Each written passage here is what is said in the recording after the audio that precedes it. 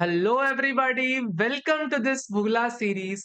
जहां पे आज हम चर्चा करने वाले हैं तीन वेरी इंपॉर्टेंट टॉपिक्स के बारे में। Sir, denial of exemption in case of trust taxation. Sir, ऐसे क्या खर्चे करोगे सर आपको एग्जेम्पशन डिनाई कर दी जाएगी।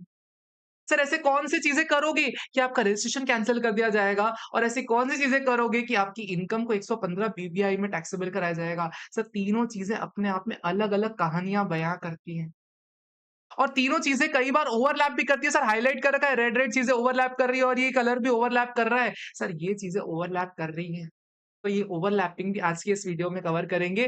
पहले लाइक करो इस वीडियो को, कमेंट करके बताओ कैसी लग रही है भूला सीरीज। ऑल्सो मुझे बताओ कौन से टॉपिक पे वीडियो चाहिए तुमको। ओके सर, सबसे पहले सेक्शन 13(1) बोलता है अगर किसी ट्रस्ट ने किसी प्राइवेट रिलीजियस पर्पस के लिए कोई खर्चा किया, एग्जेम्पशन नहीं मिलेगी। सर, किसी पर्टिकुलर रिलीजन, कम्युनिटी और कास्ट के लिए खर्चा किया, सर इस केस में एग्जेम्पशन नहीं मिलेगी। किसी स्पेसिफाइड पर्सन के बेनिफिट के लिए खर्चा किया, सर एग्जेम्पशन नहीं मिलेगी। सर, अगर कॉर्पस को आपने 11(5) में जमा नहीं कराया, 11(5) की सेफ इन्वेस्टमेंट में जमा नहीं करवाया, उस केस में एग्जेम्पशन नहीं मिलने वाली। Got this point. सर, उसके अलावा सर कभी भी आप advancement of general public utility के काम में इन्वॉल्व हो और ग्रेटर देन 20% आपकी बिजनेस रिसीट चली गई, सर टोटल रिसीट्स का 20% से ज्यादा बिजनेस रिसीट चली गई, उस केस में भी एग्जेम्पशन आपको नहीं दिया जाता। सर, अगर आप बुक्स ऑफ अकाउंट्स मेंटेन नहीं करते, या फिर सर ऑडिट नहीं करवा देते, या फिर सर आपने आरओआई टाइम पे फर्निश नहीं किया, या फिर सर आपने रजिस्ट्रेशन नहीं लिया, सर इस केस में आपको एग्जेम्पशन नहीं मिलती है सेक्शन 11-12 की। क्या बातें याद होगी सर, एक बार वापस से देखो। Private religious purpose, sir particular religion, community, caste, specified person को खर्चा करवा दिया, आपने कॉर्पस को 11(5) में जमा नहीं करवाया, advancement of general public utility में हो, टोटल रिसीट्स के 20% ज्यादा आपकी बिजनेस रिसीट चली गई। Sir, books of accounts maintain नहीं किया, ऑडिट नहीं करवाया, सर आपने आरओआई टाइम पे फर्निश नहीं किया, रजिस्ट्रेशन नहीं करवाया 12 बेबी में, आपको 11 और 12 की एग्जेम्पशन नहीं मिलने वाला। This is the first case, sir denial of exemption इस केस में कर दिया जाएगा। सेकंड चीज, सर कैंसिलेशन कब किया जाएगा रजिस्ट्रेशन का। सुनना सुनना सुनना सुनना सुनना। सर, अगर आप स्पेसिफाइड वायलेशन कर देते हो ना, तो रजिस्ट्रेशन कैंसिल हो जाएगा। सर, उसके लिए स्पेसिफाइड वायलेशन समझना पड़ेगा। सर, अगर आप कोई प्राइवेट रिलीजियस पर्पस के लिए खर्चा कर रहे हो, या फिर सर किसी पर्टिकुलर रिलीजन, कम्युनिटी, कास्ट के लिए खर्चा कर रहे हो, तो फिर आपका कैंसिलेशन करवा दी जाएगा। सुनो, ये दोनों चीजें ना आपको एग्जेम्पशन भी रोकेंगी और कैंसिलेशन भी करवाएंगी। समझना ध्यान से, जरूरी नहीं है कि अगर आपका एग्जेम्पशन रोका जा रहा है तो कैंसिलेशन ही कराया जाए। समझो इस चीज को कि इस केस में कैंसिलेशन हो रहा है और एग्जेम्पशन दोनों हो रहा है, सिर्फ इन दो केसेस में ओवरलैप होता है। सर, अगर आपने किसी दूसरे लॉ का कंप्लायंस नहीं किया, फॉर एग्जांपल आपने एफसीआरए का, फेमा का कंप्लायंस नहीं किया, पीएमएलए का कंप्लायंस नहीं किया, सर आपने सर इनकॉर्पोरेट हो गए रॉन्ग इन्फॉर्मेशन फर्निश करके। सर, इन्फॉर्मेशन जो फर्निश करनी चाहिए थी, आपने गलत इन्फॉर्मेशन फर्निश कर दी। या फिर सर जो ऑब्जेक्ट्स के लिए आप इनकॉर्पोरेट हुए थे, उसके अलावा कोई दूसरे ऑब्जेक्ट्स में काम कर रहे हो। फॉर एग्जांपल आप योगा सिखाने के लिए आपने इनकॉर्पोरेशन लिया था, और आप योगा के बदले सर स्विमिंग सिखा रहे हो। सर, अगर आपकी एक्टिविटीज जेन्युइन है, जेन्युइन नहीं है, फॉर एग्जाम्पल आपने ट्रस्ट बनाई थी कि मैं पूरे देश में साल में 5 बार भंडारा खिलाऊंगा, अब भंडारा खिलाने के बजाय साल में सिर्फ 1 बार समोसा खिला रहे हो। Sir, not genuine activities.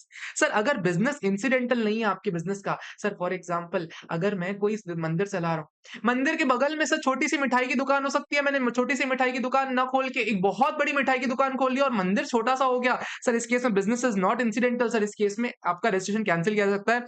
Sir, books of accounts for incidental business आपने मेंटेन नहीं की। यहाँ क्या बोल रहा है सुनना, इसमें और इसमें डिफरेंस है। सर, अगर आप बुक्स ऑफ अकाउंट्स मेंटेन नहीं करते, आपका एग्जेम्पशन डिनाई कर दिया जाएगा। लेकिन सर, अगर इंसिडेंटल बिजनेस के लिए आप बुक्स ऑफ अकाउंट्स मेंटेन नहीं करते ना, आपका रजिस्ट्रेशन कैंसिल क्या कर दिया जाएगा। उनको बोला गया है कि कभी भी अगर ट्रस्ट है, अगर कोई इंसिडेंटल बिजनेस कर रहा है, तो उसमें एग्जेम्पशन आपको मिल जाता है, बिजनेस के ऊपर भी मिल जाएगा। बस ध्यान देना कि बिजनेस इंसिडेंटल होना चाहिए और उसके बुक्स ऑफ अकाउंट्स मेंटेन करो। अगर अलग मेंटेन आप नहीं कर पा रहे हैं, तो आपका रजिस्ट्रेशन कैंसिल करवा दिया जाएगा। क्या बात समझ में आ गई। सर, बिल्कुल समझ में आ गई। कैंसिलेशन कब कब हो सकता है, एग्जेम्पशन कब कब विड्रॉ की जा सकती है, ये भी समझ में आ गया। सर, ओवरलैपिंग कब कब पॉसिबल है, सर ओवरलैपिंग भी अपने को समझ में आ गई। अब सर बात करेंगे किस-किस चीज़ को आपकी इनकम ट्रीट कर दिया जाएगा 115 बीबीआई।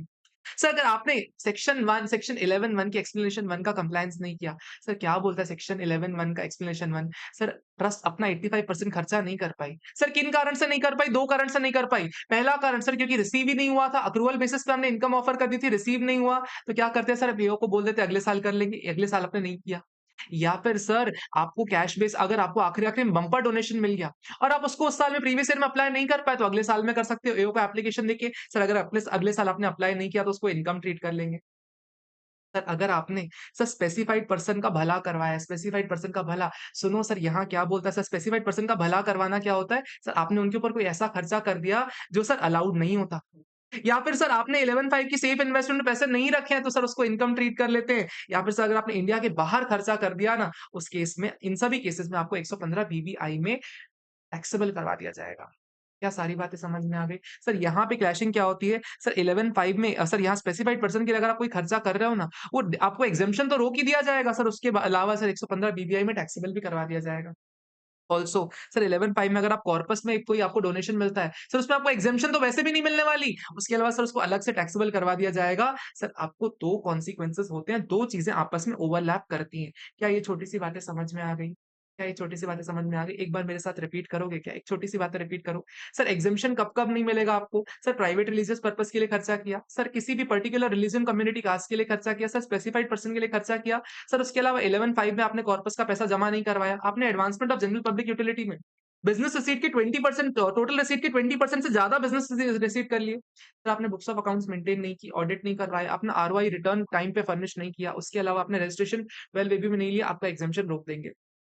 सर उसके अलावा कैंसलेशन कब-कब कर सकते हैं? सर आपने प्राइवेट रिलीजियस पर्पज़ के लिए काम किया। आपने sir particular religion, community, caste के लिए काम किया। सर आपने किसी दूसरे लॉ का कंप्लायंस नहीं किया। आप सर किसी गलत इन्फॉर्मेशन फर्निश करने के बाद इनकॉर्पोरेट हुए हो। सर आप जेन्युइन काम नहीं कर रहे। सर अपने ऑब्जेक्ट से अकॉर्डिंग काम नहीं कर रहे और सर आपका जो बिज़नेस है वो इंसिडेंटल नहीं है और सर कहता है आपने बुक्स ऑफ अकाउंट्स मेंटेन नहीं किया अपने इंसिडेंटल बिज़नेस की, आपका रजिस्ट्रेशन कैंसल कर देंगे। और सर लास्ट में कहते हैं 115 बीबीआई कब-कब करवाएँगे? सर 11(1) का एक्सप्लेनेशन 1 को आप कंप्लाई नहीं करते। सर इसके अलावा सर एक मेरे से रह गया था 11(2) का आप कंप्लायंस नहीं करते। सर 11(2) क्या कहता है? सर सेट अपार्ट कर सकते हो फंड को 5 साल के लिए एक्यूमुलेट कर सकते हो। सर अगर 5 साल के अंदर आपने यूज़ नहीं किया तो? जिस पर्पज़ के लिए यूज़ करना चाहिए था उसके अलावा किसी पर्पज़ के लिए यूज़ कर दिया तो? सर 11(5) में डिपॉज़िट नहीं करवाया तो? सर इन सभी कारण से आपका 11(2) में टैक्सेबल करवा दिया जाता है इनकम को। सर स्पेसिफाइड पर्सन के लिए आप बेनिफिट करते हो तो टैक्सेबल करवा देंगे 115 बीबीआई में। आप कॉर्पस सर जो भी पैसा है सर आपको 11(5) में सेव करना चाहिए, आपने 11(5) में नहीं सेव किया, तो उस केस में टैक्सेबल करवा देंगे सर 115 बीबीआई में। और अगर इंडिया के बाहर कोई खर्चा कर रहे हो, बेटा वो तो सीधे-सीधे 115 बीबीआई में टैक्सेबल करवा देंगे। क्या बात समझ में आई? सर ध्यान देना 115 बीबीआई में आपको कोई भी डिडक्शन नहीं मिलता, सीधे-सीधे 30% से टैक्सेबल हो जाती है। आई होप दिस भूला सीरीज़ वाज़ समथिंग जिससे आप कुछ चीज़ें याद रख के जाओ। आप भूलो नहीं, आपको याद रह जाए, इसी उद्देश्य के साथ आपको विश करता हूँ। एनर्जी सेम रखना, एक्साइटमेंट सेम रखना, एंथुसियाज़्म सेम रखना। किसी अगले वीडियो में मिलेंगे। See you guys in the next one. तब तक के लिए अच्छे से पढ़ते रहना।